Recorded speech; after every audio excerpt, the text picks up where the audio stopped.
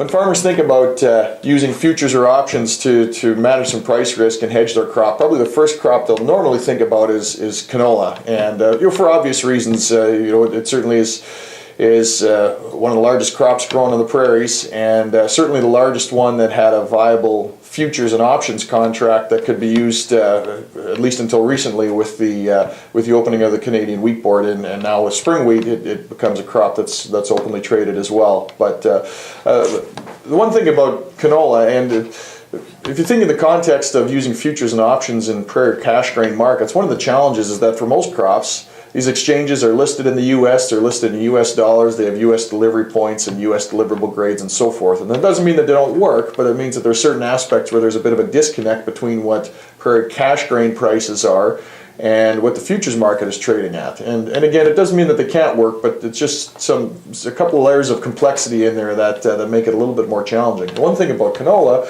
is because it's in Canadian dollars, the delivery point is in Western Canada.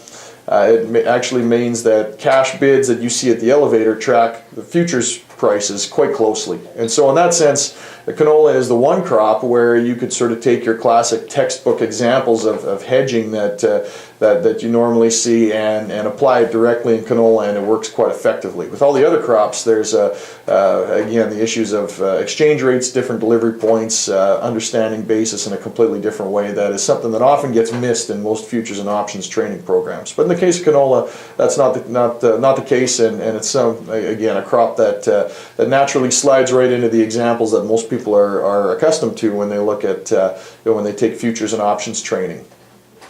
The futures and options are certainly something that can have a place in farms in a farm's risk management or marketing plans. It has its time and its place. It's maybe not always the most effective way. It's certainly there are certain aspects of using futures and options where there's a certain level of knowledge and understanding that's needed, and it's not always the best way of managing price risk. But certainly it has its time and its place. There certainly can be some added flexibility.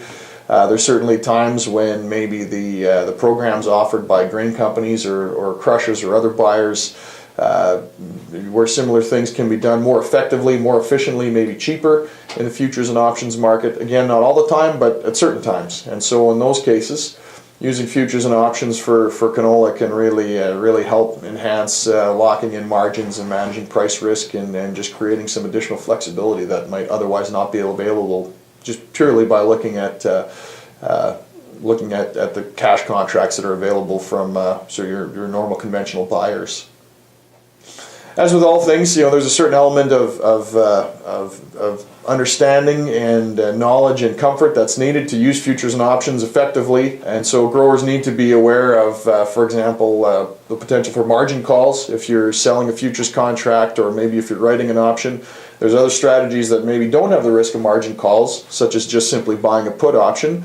But those also have their risks as well, in the sense that often they're expensive, often they expire, worthless, and so forth. And it doesn't mean they shouldn't be used, but I think it's just really important that growers understand that there's no free lunch in the sense that every single strategy, and there's a multitude of different strategies that can be used when thinking about using futures contracts or options. There's just an infinite number of different strategies that can be used, but each one has its trade-offs in the sense of maybe having greater cost but less risk in terms of margin calls. Some strategies have a greater risk of a margin call, but maybe lock in a more precise price and so forth. And so it's up to the growers to make sure that, first of all, they understand how all these tools work, and second of all, that they understand that have an understanding of their own risk tolerance for potentially facing margin calls, and knowing that they just have a comfort level with the strategy that they have on that reflects their own personal